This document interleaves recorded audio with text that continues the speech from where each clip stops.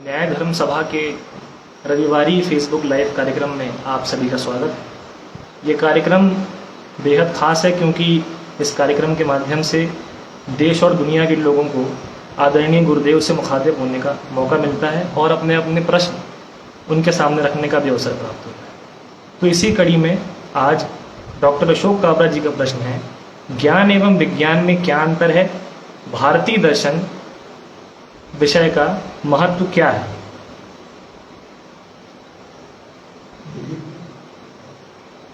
सभी का स्वागत है।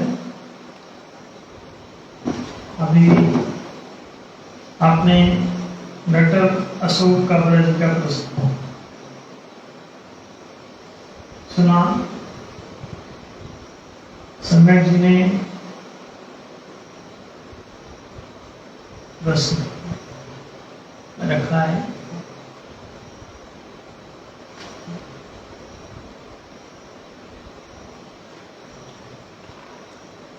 हम लोग प्रत्येक सप्ताह रविवार को 8 बजे इस फेसबुक लाइव कार्यक्रम में उपस्थित होते हैं और एक किसी आवश्यक विषय पर बात करते हैं। न्याय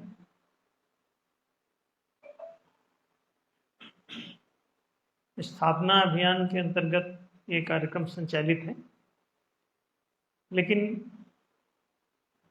न्याय प्रचार के साथ साथ कभी कभी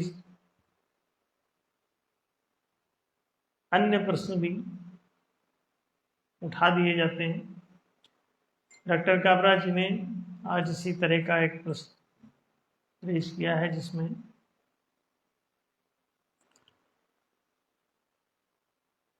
ये दार्शनिक ज्ञान और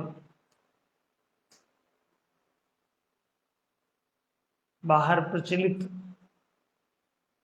आधुनिक विज्ञान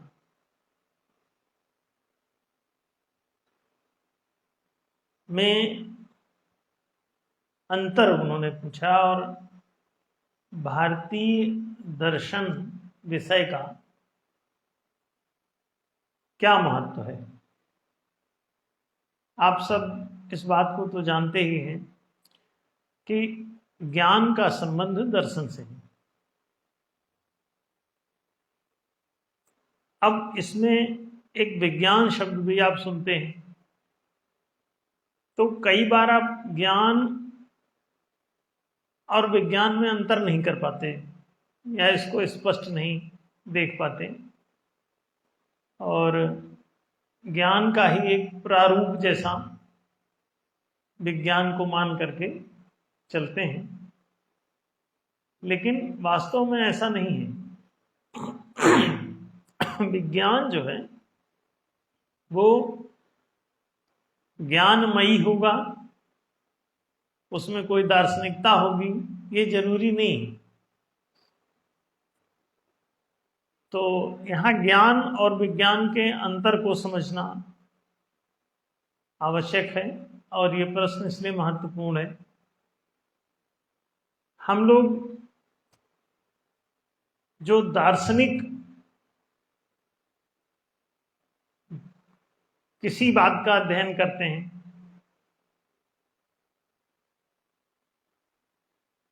उसमें एक विजन है,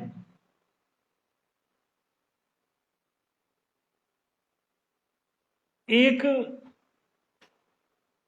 किसी बात का स्पष्टीकरण है।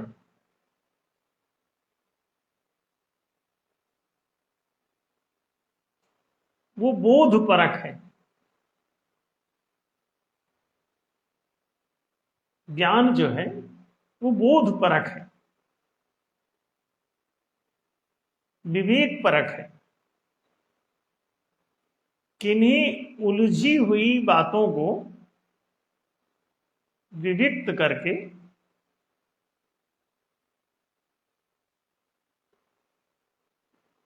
उसके सामने से कचरे को हटा करके और स्पष्टता लाना,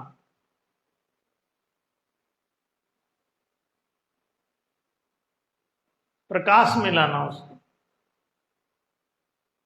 कोई चीज, कोई विशेष बोध है, वो खोया हुआ है। मनुष्य भ्रम की जैसी स्थिति में जीता है, इल्यूसिव,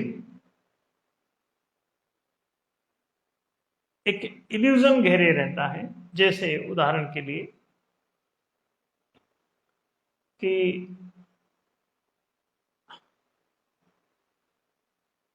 किसी व्यक्ति को रस्सी देख करके उसमें सर्प का भ्रम हो जाता है। उसमें ऐसा लगता है कि वो रस्सी नहीं बल्कि सांप है।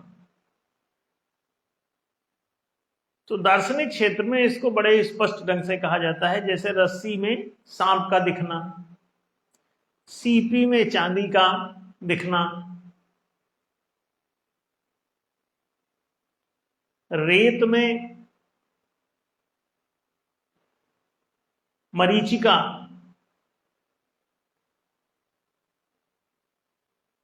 जल दिखाती है। सूखा है पूरा क्षेत्र, रेगिस्तानी क्षेत्रों में उस सूखे रेत में दूर देखने पर कहीं ऐसा लगता है जल भरा हुआ है, झील है। और अगर कोई प्यासा हो और उसमें बढ़ता चला जाए झील की लालसा में, तो और अधिक गहरे सूखे रेगिस्तान की तरफ बढ़ता चला जाता है। और परिणाम क्या होगा कि वो उसमें फंस जाएगा और प्यासा मर सकता है, हानि हो सकती है उसको, तकलीफ हो सकती है उसको। तो आप समझ सकते हैं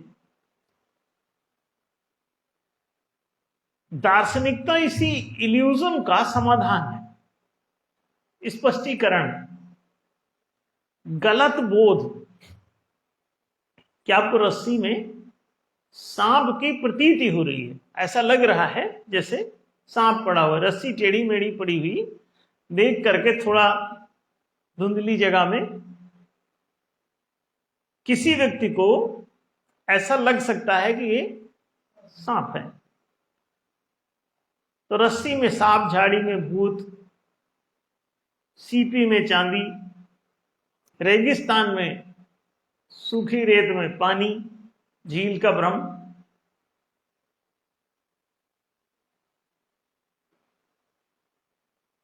ऐसा अक्सर लोगों को सामान्य बुद्धि के तल पर ऐसा हो जाता है। लेकिन जब आप इसे विशेष सर्च लाइट इस पे मारते हैं, इस पर आप विशेष प्रकार से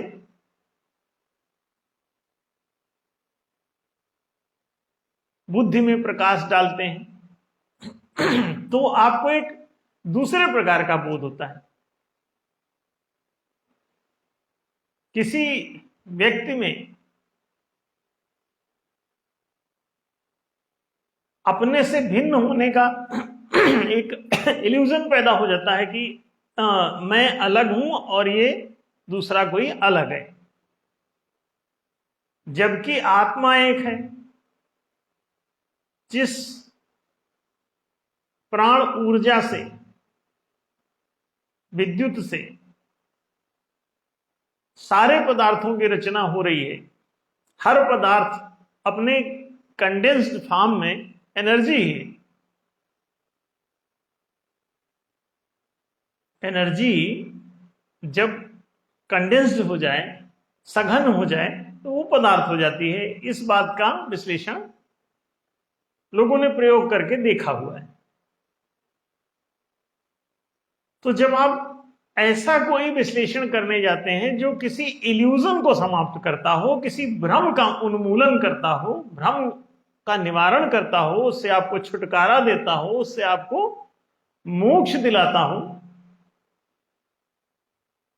मुक्त करता हो, भ्रमोन्मूलन होता हो, भ्रम से छुटकारा होता हो, भ्रम से मुक्ति मिलती हो, तो उसे दर्शन कहते हैं। ऐसा ज्ञान दर्शन कहलाता है। ऐसा बोध, यथार्थ बोध, इल्यूजन मुक्त हो गया। आपको रस्सी में रस्सी दिख जाएगी, झाड़ी में भूत दिखने के बजाय झाड़ी दिख जाए, सीपी में चांदी का जो भ्रम था वो मुक्त होकर के सीपी दिखने लगी। किसी व्यक्ति में जो दुश्मनी का भाव है, अनुभूति है या बोध है, ये इल्यूसिव है। और लोग हर मैं, हर तू को दूसरा मानता है, और दूसरा जिसे आप मानते हो वो दुश्मन हो जाता है। दूसरेपन का जो मन है उसे दुश्मन कहते हैं। तो आप जिसे दूसरा मानते हो तो आपका मन उसका दुश्मन हो जाता है, और वो यदि आपको दूसरा मान रहा है तो उसका मन भी दूषित हो जाएगा, तो वो भी दुश्मन हो जाएगा। तो दूषित है मन जिसका, अर्थात दुश्मन। दूषित क्या है? पंच दोष होते हैं। 5 प्रकार के दोषों की आपको अनुभूति होती है। आपके भीतर 5 प्रकार के दोषों की प्रवृत्ति उत्पन्न हो जाती है, स्वभाव उत्पन्न हो जाता है। तो वो स्वभाव आपको दुष्ट बना देता है, आपके मन को दूषित कर देता है। मन में ही ये बोध होता है। तो अगर दूसरेपन का आपको बोध हो गया, मैं और किसी भी तू के बीच में दूसरेपन का आपको मन में बोध हो गया, तो ये जो बोध है ये आपके स्वभाव का निर्माण कर देगा और आपके भीतर ये जो दुर्बोध है ये दुर्भाव बना देगा।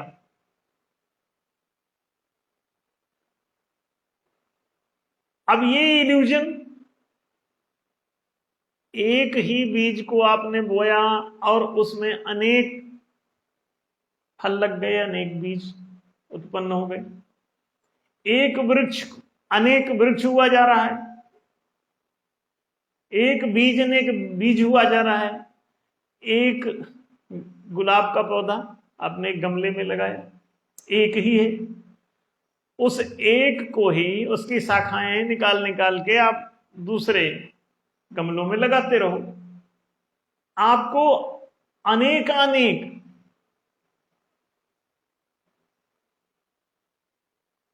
पौधे मिलते चले जाएंगे।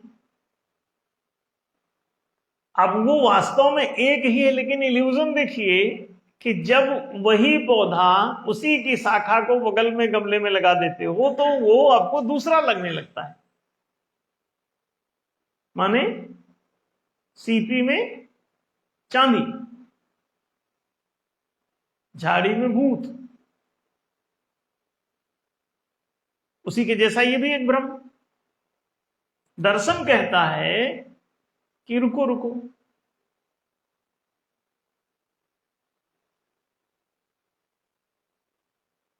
एकम अद्वितीय ब्रह्म,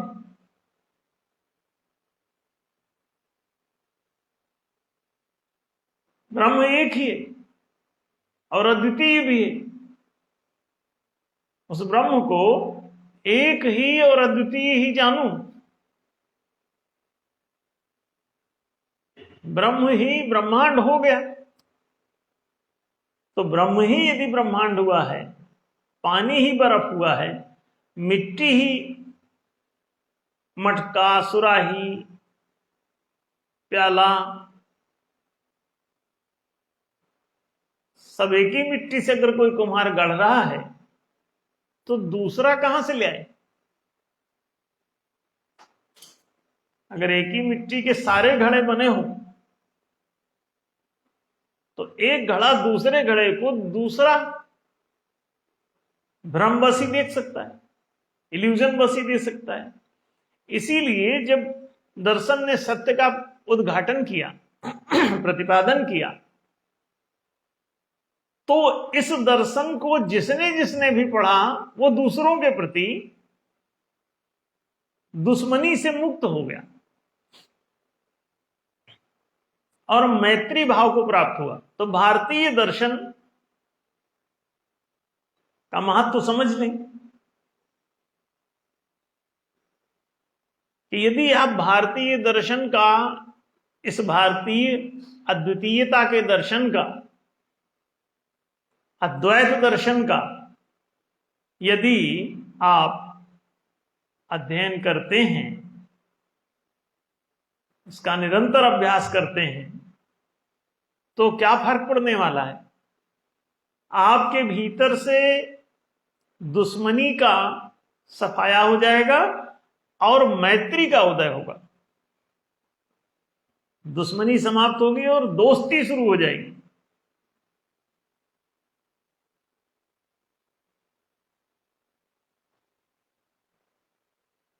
आप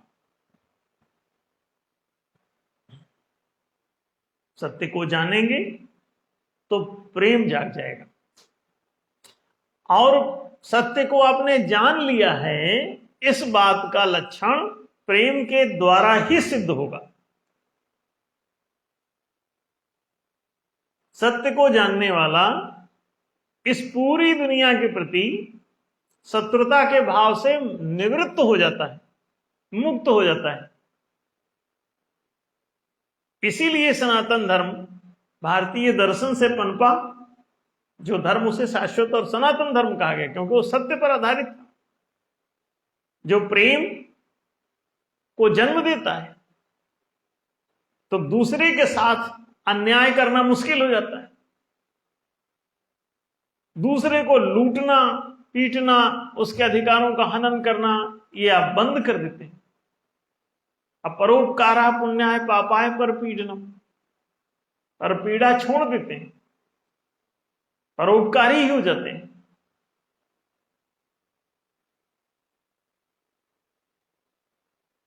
थोड़ा सा भी आपको सत्य का बोध हो जाए तो आप पुण्यात्मा हो जाते हैं, पापात्मा आपका निवृत्त हो जाता है, समाप्त हो जाता है। वो पापी आत्मा ही पुण्यात्मा हो जाती है। तो दर्शन किसी भी आत्मा को पापात्मा से पुण्यात्मा बना देता है। अब वो पापी नहीं रह जाता, पाप करता ही नहीं, पर पीड़ा छोड़ देता है, मांसाहार छूट जाता है। मांसाहार दूसरे को पीड़ित किए बिना हो ही नहीं सकता। तो सबसे पहला स्टेप इस दुनिया में जो आएगा, वो दूसरे को सताना बंद कर दोगे। इसीलिए भारत में, जैन धर्म में, बौद्ध धर्म में अहिंसा की बात उठी। जहां भी आप देखेंगे तो जैन धर्म ही कहता है वो अहिंसा होनी चाहिए, अहिंसा परमो धर्म। अहिंसा माने दूसरे को पीड़ित मत करो।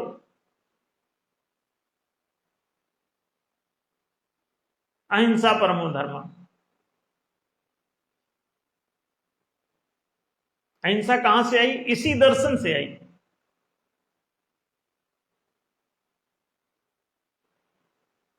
तो कई लोगों ने कहा कि आप भाई बौद्धों जैनों ने अहिंसा का पाठ पढ़ाया, अब बौद्ध तो सारे घोर हिंसक हो गए, जैन लोग अभी भी मुंह पे पट्टी बांध के और मच्छर मारने से भी बच रहे हैं।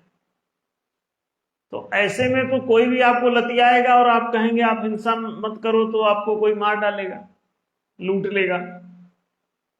फिर बाहर से मुगल आए, आपको लूटे, बाहर से शक आए लूटे, हूण आए लूटे, चंगेज आया लूटा, गौरी गजनी आए सब लूटे आपको, मुगल आए लूटे,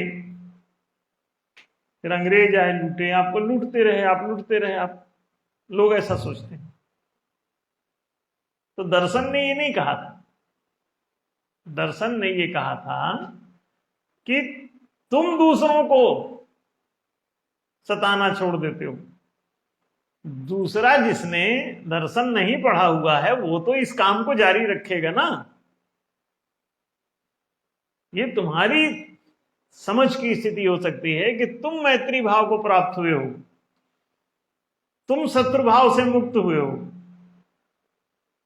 लेकिन ये ज्ञान, ये दर्शन, ये स्पष्टता, ये बोध उसको तो नहीं होगा ना जो इस दर्शन को नहीं पढ़ा है। तो वो तो करेगा आक्रमण।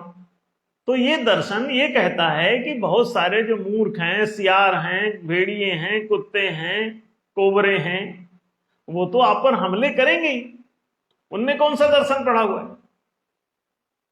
तो सारे सिंह, भेड़िए, घड़ियाल, मगरमच्छ, बड़ी बड़ी शार्कें हैं, आपको कैसे बख्श देंगे? वो कौन सा दर्शन पढ़ी है भाई? तो वो तो करेंगे ही हमले। तो दर्शन ये थोड़ी ना कहता है कि तुम लाज जूते खाते रहो, तुम अपने को भी मत सतवाओ।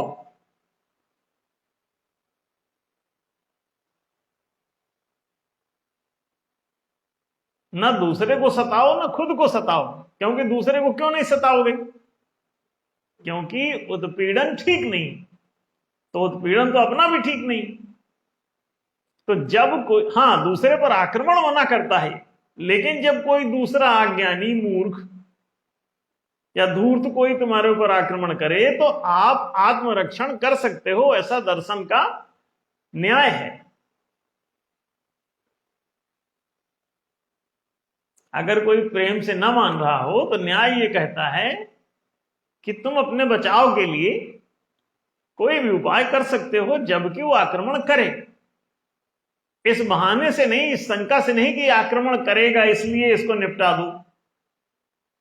नहीं, जब वो आक्रमण करेगा तब आप अपने बचाव में काम कर सकते हैं। दर्शन ये कहता है, औचित्य का प्रतिपादन करता है। देश काल परिस्थिति और परिणति के आधार पर आप उचित नीति का निर्माण कर सकते हैं। तो जो कोई भी आप पर आक्रमण करता है तो आक्रमण करने के बाद आप अपने बचाव की कार्यवाही कर सकते हैं। दर्शन ने ये थोड़ी ना कहा था कि आप अपना गाल पिटवाते रहो। और जिन लोगों ने कहा एक गाल पे तमाचा मारा तो दूसरा गाल भी उसके सामने कर देना चाहिए, वे लोग नहीं समझे थे दर्शन को। दार्शनिक बोध उनका स्पष्ट नहीं था, क्योंकि दर्शन केवल सीधा सीधा अद्वैत पढ़ लेना नहीं है। दर्शन पूरी 4 आयामी पूरी फिलॉसफी है। 3 व्यवहित होते हैं और चौथा जो है वो बीज रूप में होता है। तो आकार, उकार, मकार और चौथा बीज रूप ओमकार। तो दर्शन को जब आपको पढ़ाया गया तो ओम तत्सदिति निर्देशो, ओम के जरिए, तत् के जरिए और सत के जरिए, इन 3 शब्दों के माध्यम से दर्शन को एक्सप्लेन किया गया। तो ओमकार आपको 3 आयाम सहित चतुर्थ स्वयं की बात करता है, बीज की। जन्म, जीवन, मृत्यु, और चौथा बीज रूप में वो बैठा जिसका जन्म, जीवन, मृत्यु होता। लंबाई, चौड़ाई, मोटाई, और चौथा वो जिसका ये लंबाई, चौड़ाई, मोटाई नापना है आपको बीज रूप में। एक कोई गोली है, ये रखी है, तो ये इसमें तीनों डायमेंशन इकट्ठा मिला के ये जो है एक गोली, तो ओमकार स्वरूप, और उसके बाद इसका लंबाई, चौड़ाई, मोटाई नाप लो, कितनी लंबी, कितनी चौड़ी और कितनी मोटी। तो जिसके तीनों आयाम वो चौथा खुद, एक 5वीं दशा भी होती कि जिसमें ये बीज रूप में भी नहीं होकर भी इसके अस्तित्व का होना तब भी रहेगा, तो वो 5वीं दशा भी हो सकती। तो इन सभी आयामों को जब आप जानते हैं तो आप उचित अनुचित का निर्णय कर पाते हैं। केवल अद्वैत अद्वैत चिल्लाने से कुछ नहीं होता कि शंकराचार्य का अद्वैत दर्शन पढ़ के आ गए हो, न शंकराचार्य को स्पष्ट हुआ न तुमको कुछ स्पष्ट होगा। उसके बाद इसीलिए पूरा देश अब तक दिग्भ्रमित है। दिग्विजय अभियान तो उन्होंने चला दिया था, लेकिन दिग्भ्रमण से छुटकारा ना उनका हुआ ना आपका हुआ आज तक। क्यों? ठीक से जानो। गीता में कृष्ण ने इसीलिए कह दिया था कि बड़ा टिपिकल है भाई, बड़े बड़े योगी बैरागी भी इसे नहीं जान पाते।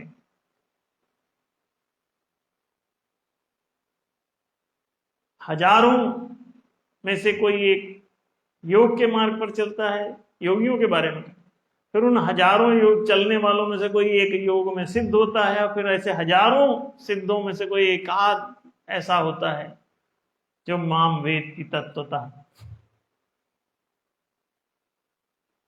एक श्लोक है पूरा गीता में इसका।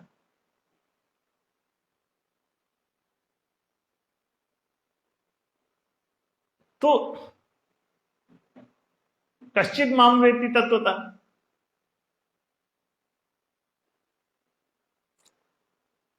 अब ये जो इतना लंबा चौड़ा हिसाब किताब, तो तुम बड़े सिद्ध पुरुष भी हो तब भी तुम आकाश मार्ग से जा सकते हो, तुम त्रिकालदर्शी हो गए हो, लेकिन तुम सब समझ रहे हो कि बात कुछ जरूरी नहीं। ये सारी त्रिकालदर्शिता ये टेक्निक है, इसका सत्य से कोई लेना देना नहीं है। ध्यान रखें, दुनिया के जितने चमत्कार हैं उनका संबंध सत्य से नहीं है, शक्ति से। अब यहां आपको समझना है जो प्रश्न का पहला पोर्शन है, पहला हिस्सा, ज्ञान और विज्ञान में क्या अंतर है। ज्ञान का संबंध सत्य से है, जिसकी चर्चा भी हमने की पूरी। अब हमने कहा अगली बात कि तुम बड़े चमत्कारी भी हो सकते हो, उसका संबंध विज्ञान से। इसीलिए आपको पढ़ाया जाता है, निबंध लिखाया जाता है, विज्ञान के चमत्कार पर निबंध लिखे। आपने बचपन से लिखा होगा, 50 बार लिखा होगा परीक्षाओं में, विज्ञान के चमत्कार निबंध लिखिए। कई परीक्षाएं पास कर गए होंगे आप उस पर लिख लिख के निबंध स्कूलों में। तो विज्ञान का संबंध चमत्कार से, विज्ञान का संबंध चमत्कार से है, और ज्ञान का संबंध नमस्कार से। विद्या ददाति विनयम अभिनयाति याति पात्रताम पात्रत्वात् धनमाप्नोति।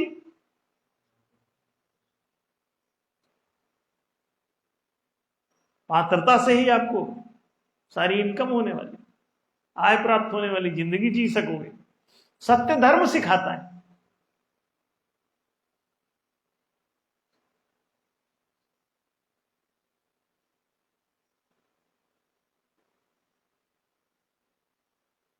अब सोच लीजिए, दोनों में फासला है।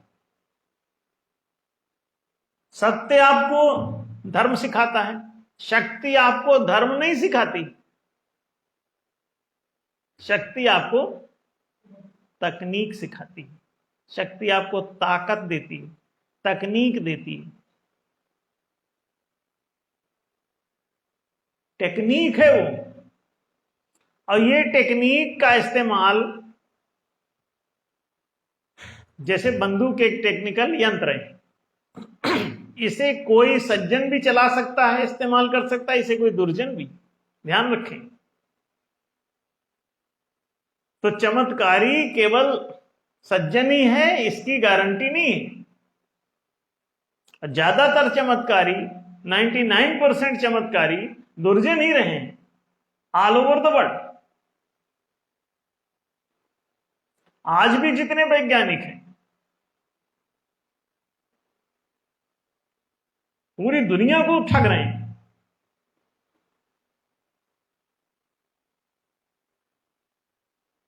एक वैज्ञानिक ने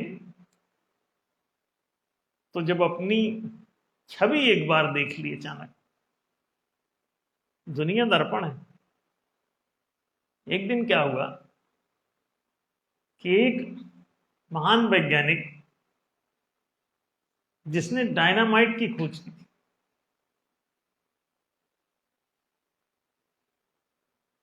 नाम आप लोग जानते होंगे।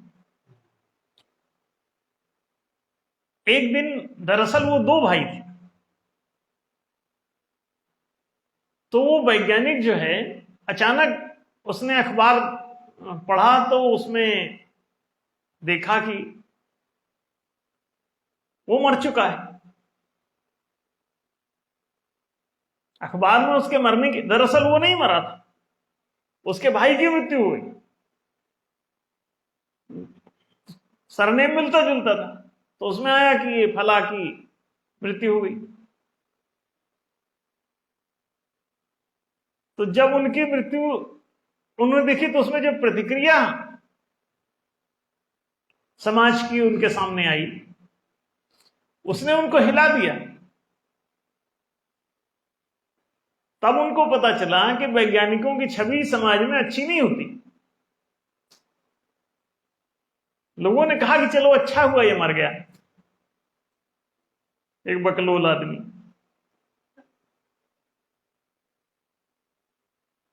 तो उसने कहा यार ये अपने बारे में ऐसी प्रतिक्रिया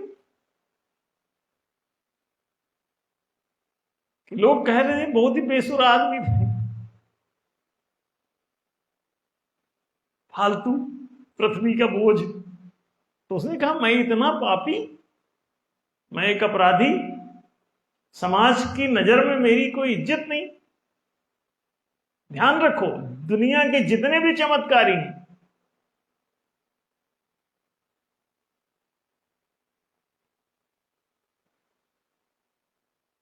अंतिम रूप से प्रेत योनि को प्राप्त होते हैं।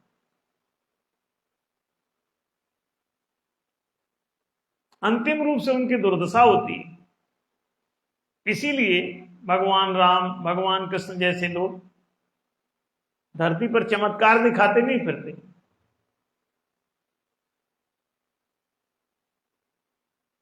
वो तो मजबूरी में ही कोई काम करते दिखते हैं। ऐसा जब कोई रास्ता ना बचे तभी कुछ, ऐसा नहीं तो बहुत नॉर्मल रहते हैं। सीता खो गई है, राम भटक रहे हैं, उनको पता नहीं है। और रावण के पास चले जाओ, तुरंत बता देगा सीता कहां, नहीं बता देगा। राम नहीं बता पा रहे।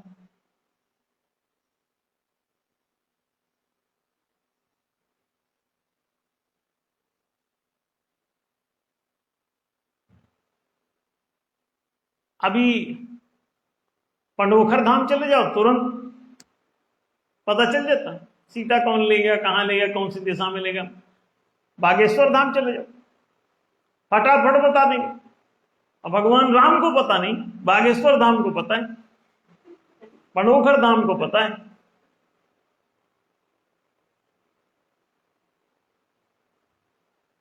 करौली वाले महाराज कानपुरिया, वो तो आत्मा को ही उठवा लेते।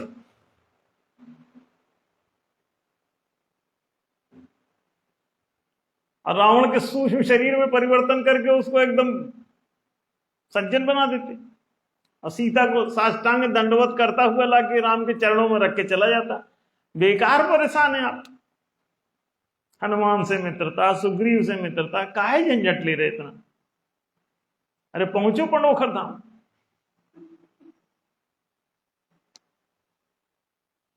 अब मजाक नहीं है, ये लोग सालिड हैं, बता भी देंगे पक्का।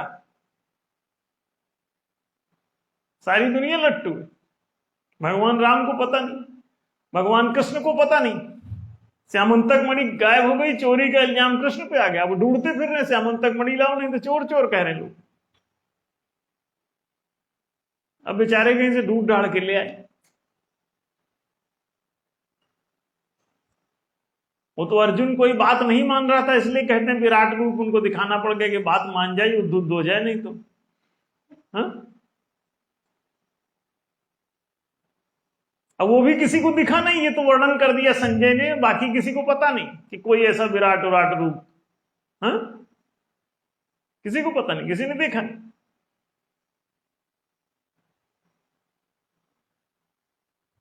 संजय जो दिव्य चक्षु प्राप्त था उसको, धृतराष्ट्र को कथा सुना रहे थे, वहां आंखों देखा हाल, कमेंटेटर थे वो उस जमाने के, कि क्या मैच चल रहा है, कमेंट्री कर रहे थे, उनको दिख रहा था वहां से, टेलीविजन टाइप उनका दिमाग हो रखा था, तो वो देख देख के बता रहे थे स्क्रीन पे,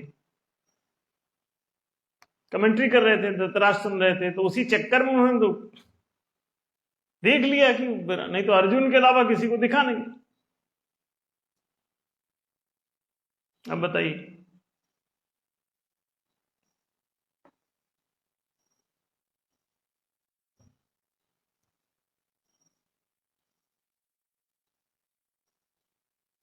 वो तो बेचारे मटकी फोड़ते घूम रहे, दही चुरा रहे,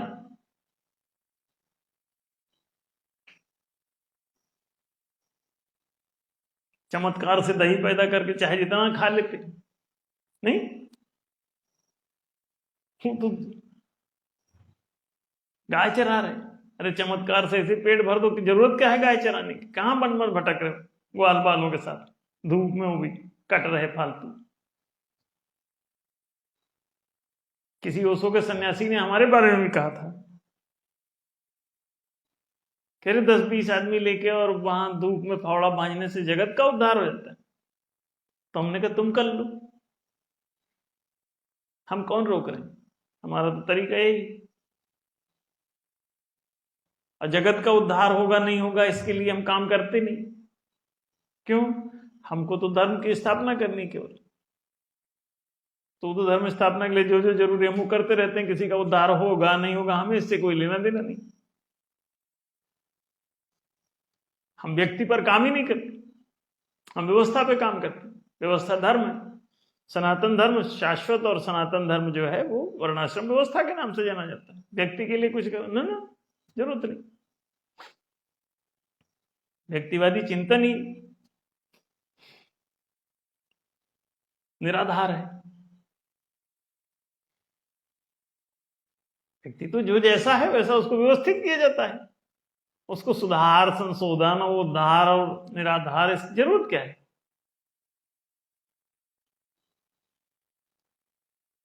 उसकी उन्नति सब अपना अपना अपने कर्म प्रधान है, जो जैसकीन सो तस फल चाखेगा। किसी के पीछे काहे पड़े, किसी का दारू छुड़वा रहे हो, किसी की बीड़ी छुड़वा रहे हो, किसी की तंबाकू छुड़वा रहे हो, किसी का गांजा छुड़वा रहे, किसी को एक्सरसाइज करा रहे,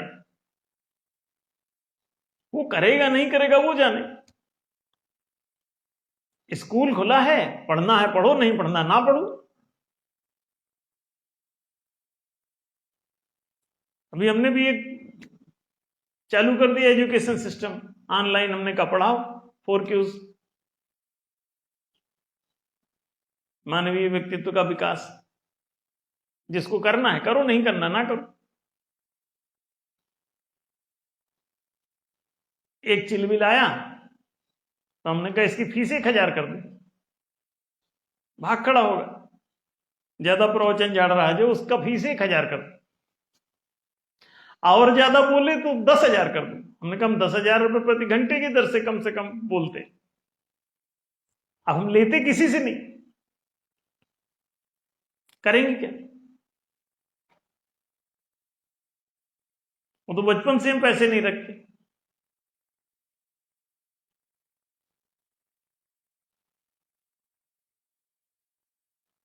लोगों को लगता है कि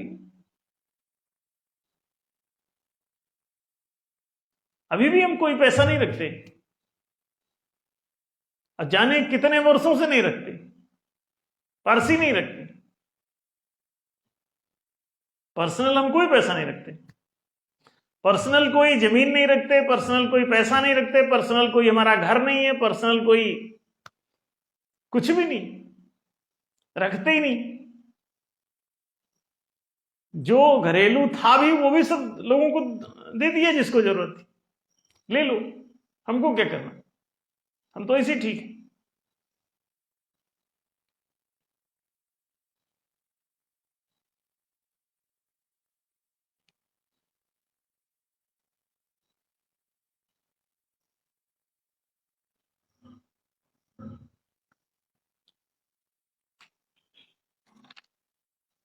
चमत्कार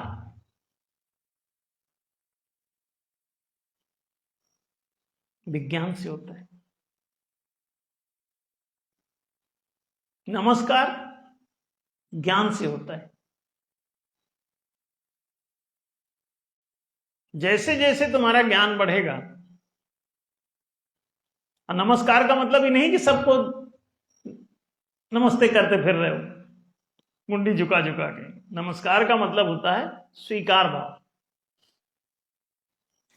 एक्सेप्टेंस ऑफ अदर्स। सबके चरणों में झुकना ही नमस्कार नहीं है कि देखो कितना बिना, तो पाखंडी तो सबसे ज्यादा। और ध्यान रखो, नमन नीच कर अति दुखदाई, तुलसी ने मना किया इसे। जो ज्यादा ही झुक रहा है तो संदिग्ध होता है।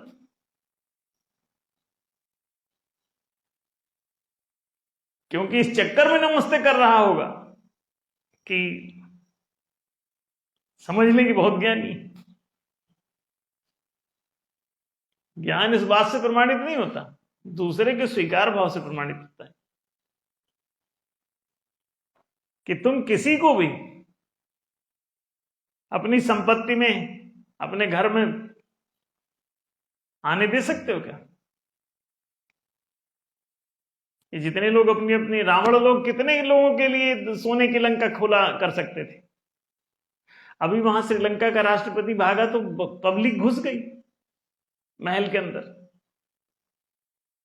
कोई सोफे पे मस्ती काट रहा, तो कोई बच्चे कैरम खेल रहे, कुछ लोग अंदर नाश्ता पानी बना रहे, उनके हाई फाई किचन का मजा ले रहे। भागना पड़ा श्रीलंका। वहां इतना प्रजा लुट गई कि प्रजा ने खदेड़ लिया वहां के राजाओं मंत्रियों को। भागना पड़ा उनको देश छोड़ के।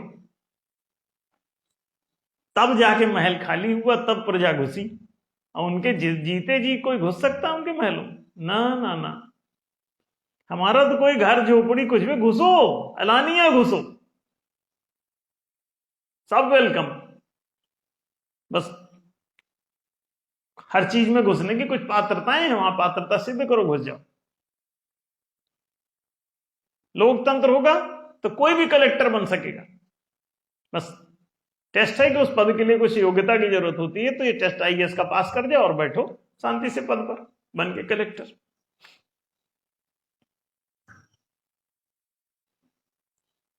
जो 10 रुपए तुम्हारे पास आए हैं, इसका तुम क्या उपयोग करते हो, इसे विनम्रता कहते हैं। विद्या ददाति विनयम, विनयादि याति पात्रता। विनम्रता तुमको प्रेमपूर्ण बना देती है। तुम स्वार्थ से मुक्त हो जाते हो। इच्छा का समर्पण ही प्रेम है। तुम जिसको भी प्यार करते हो, अपनी सारी इच्छा उस पर न्यौछावर कर देते हो। सब कुछ सौंप दिया है तुझको, अब चाहे जहर दे या जाम दे। जिसको भी प्रेम करोगे तो प्रेम की एक ही कसौटी है कि तुम अपनी सारी इच्छा उसके कदमों में न्यौछावर कर देते हो, उड़ेल देते हो पूरा इच्छाओं का घड़ा।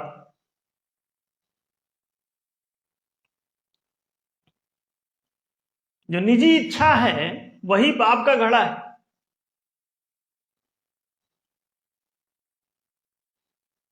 और जैसे ही तुम निजी इच्छा से मुक्त हो जाते हो, तो सब पुण्य का घड़ा, वही घड़ा पुण्य का हो जाता है, वही इच्छा पुण्य की हो जाती है, पाप से छुटकारा दिला देती है।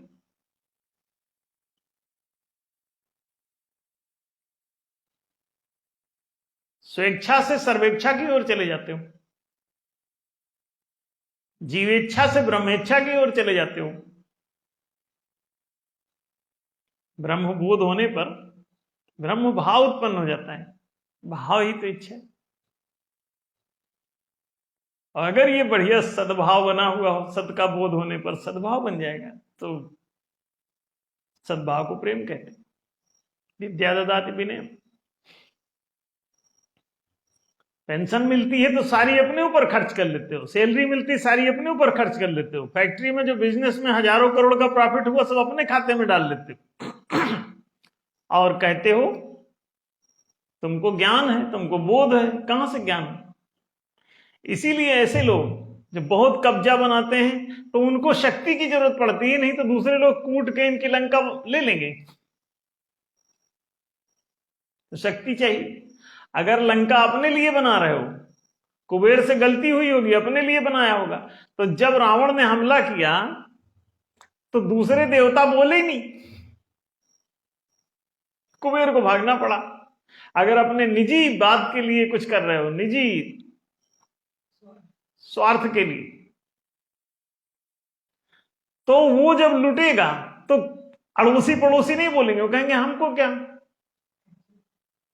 हमारा तो इसमें कुछ था ही नहीं हिस्सा, तो लूटने दो रावण को, और हंसेंगे बैठ के वहीं बगल में। रावण को इससे फायदा होगा कि अच्छा एक से ही लड़ना, कुबेर को ठोका और लंका हाथ में।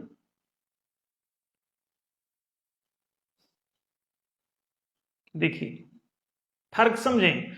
आपको ताकत और तकनीक की जरूरत तब पड़ती है जब आप सत्य से भाग जाते हो। सत्य में सभी स्वीकृति हैं सबके लिए शिक्षा। आप सबके लिए शिक्षा खोलो, हमने सबके लिए शिक्षा खोल रखी, सबके लिए रोजगार खोल रखा, सबके लिए आवासीय सुविधाएं खोल रहे हैं, सबके लिए हर प्रकार का चिकित्सा, सुरक्षा, बीमा, बैंकिंग, पेंशन सब खोल दो। अब क्या होगा? ये धार्मिकता है।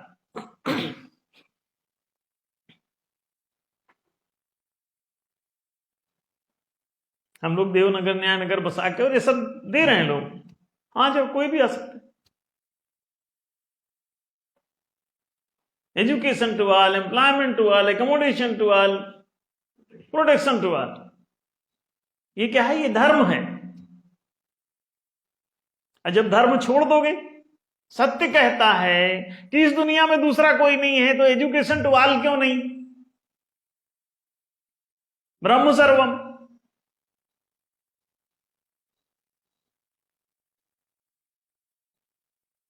सर्वत्वम इति सत्यम।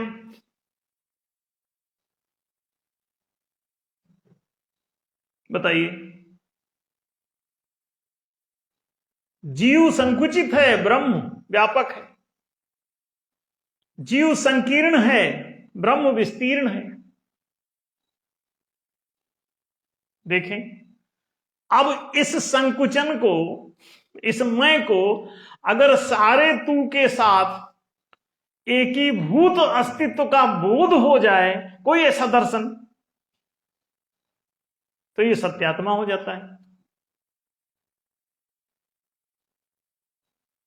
अब दूसरा पक्ष देखें, ये तो ज्ञान का पक्ष हो गया। अब विज्ञान का पक्ष क्या कहता है?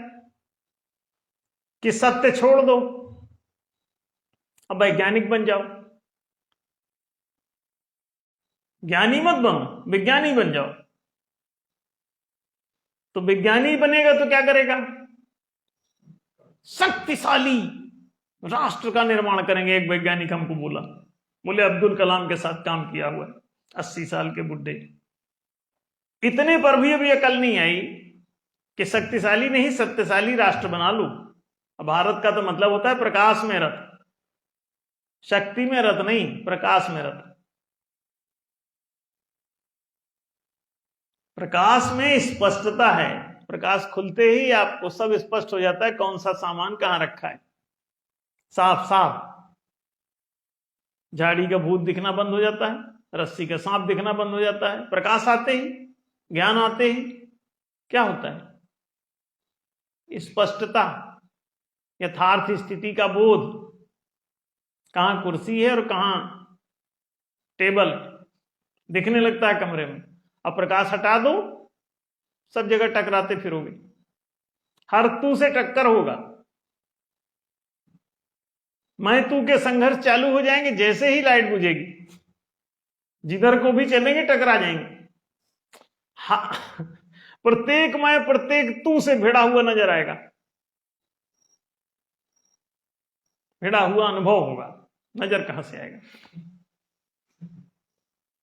अनुभव। इसीलिए वो सो लोग अनुभवों की बात कर,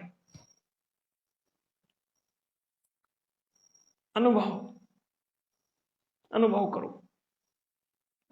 हाँ, ठोकर लगेगी तो अनुभव हो गई। विज्ञान तुमको सुविधाएं देता है, विज्ञान तुमको साधन देता है, विज्ञान तुम्हारे लिए जिंदगी को आरामदायक बनाता है, विज्ञान तुमको शॉर्टकट सिखाता है। तो इस दुनिया के जितने चालाक हैं वो सब शॉर्टकट में रस रखते हैं, काम ना करना पड़े। तो काम चोर जितना भी है इस दुनिया में, वो वैज्ञानिक होना चाहता है, काहे? काम ना करना पड़े। इसीलिए जितने भी विज्ञानवादी हैं वो कर्म से भाग रहे हैं, अब ज्ञानवादी कर्म की ओर जा रहे हैं। कहते हैं याज्ञवल्क्य को ज्ञान हुआ, एक व्यक्ति कोई आया था उनसे मिलने, तो उसने कहा कि यदि किसी के सूरज और चंद्रमा ही किसी के दो नेत्र हो जाएं, अंतरिक्ष ही किसी का उदर हो जाए, पृथ्वी ही किसी का पैर हो, तो वह ऐसा व्यक्ति क्या करे? पेड़ पौधे ही जिसके रोम रोम हो जाएं, नदियां जिसकी नस नाड़ियां हो जाएं, समुद्र जिसका हृदय हो जाए, अब सोचो ऐसे व्यक्ति को क्या करना चाहिए? तो उन्होंने उसका हाथ पकड़ा सभा से और उसको किनारे ले गए। अब किनारे क्यों ले गए वो भी बताएंगे। किनारे ले गए और बोले कि तू समझ रहा है बात को? अब हो गया ना काम। अब बोले दोनों लौट के आए और दोनों ने कर्म का प्रतिपादन किया। किनारे से क्या गुफ्तगू की है पता नहीं चला किसी को, लौट के आए और दोनों ने कहा कर्म करना चाहिए। क्या बोले? कर्म करना चाहिए। जब तुम सत्य को समझ जाते हो तो कृत्य में लग जाते हो। जो जितना सत्य का ज्ञानी है उतना कर्मठ हो जाता है, रातों दिन भी कर्म करता है। इसीलिए कृष्ण कहते हैं, देख अर्जुन, मुझे ऐसा कुछ भी नहीं जो अप्राप्त हो, मुझे ऐसा कुछ भी नहीं जो कुछ प्राप्त करना हो, फिर भी मैं कर्मों में बरतता हूं। यदि मैं कर्म ना करूं तो सारा जगत नष्ट भ्रष्ट हो जाएगा। तो ज्ञान होते ही कर्म जागृत होता है।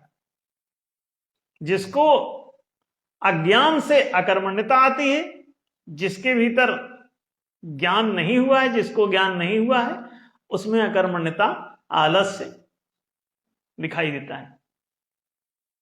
और जिसमें ज्ञान जाग जाता है वो लगातार कर्मों में बरतता है, 24 घंटे का वर्कर हो जाता है, चाहे जब बुला लो उसको। थकान आती है अज्ञान के कारण। तुम जितने अज्ञानी होते हो उतना कर्म से बचने की कोशिश करते हो, और जितने मूर्ख होते हो उतने अज्ञानी होते हो। अगर प्रतिभा बढ़ी चढ़ी होगी तो ज्ञान की ओर गए बिना रुक नहीं सकती। इसीलिए हमेशा ध्यान रखें कि अभी आज के वैज्ञानिक जो ज्ञान की ओर नहीं गए, प्रेम से नहीं भरे हुए हैं, वो सारे के सारे प्रतिभाहीन हैं। वो एक दूसरे की नकल ही मार रहे हैं, उसी बात को रिपीट करते रहते हैं, उसी पर माथा पटकते रहते हैं। कोई नई बात एकदम से नहीं कर पाते। कोई बड़ा योग्य प्रेम पूर्ण आदमी, जैसे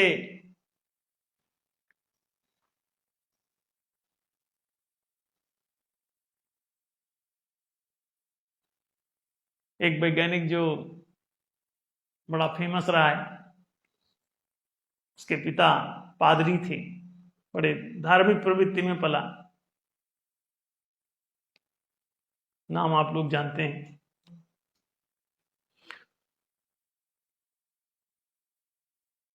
हृदय का बड़ा नेक इंसान था, तो वो विज्ञान को कुछ और गति देना चाहता था।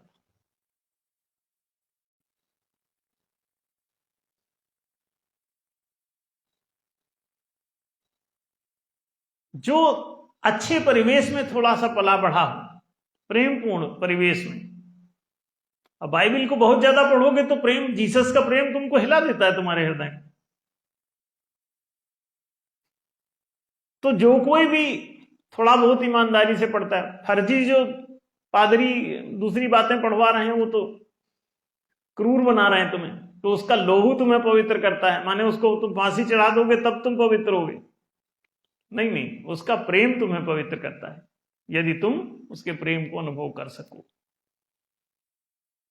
सत्य तुमको प्रेमपूर्ण बनाता है, तो जितने भी सत्यनिष्ठ और सत्यानुशासित लोग होंगे वो तुमको सबको प्रेम की शिक्षा देंगे। सबसे पहली शिक्षा प्रेम की होगी। जब तुम उसको नहीं सुनोगे तब तुम्हारे लिए वो न्याय की बात करेंगे। जब न्याय को भी नहीं मानोगे तो कहेंगे तुम चोर डाकू ही बने रहोगे, तो ऐसा करो, गरीबों की मदद किया करो। तब तुमको पुण्य का उपदेश करेंगे कि कमजोरों की सहायता करो, गरीबों की मदद करो, क्योंकि न्याय तो तुम सुनोगे नहीं, लुटेरे हो। तो जो लूटे हो माल, उसमें से कुछ जिनको लूट लिए हो उनको कुछ तो चवन्नी ठन्नी दे दिया, उन्हें मर जाएंगे वो, फिर तुम लूटोगे भी किसको?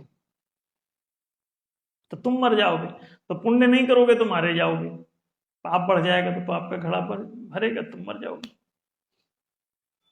तो इसलिए गरीबों की मदद।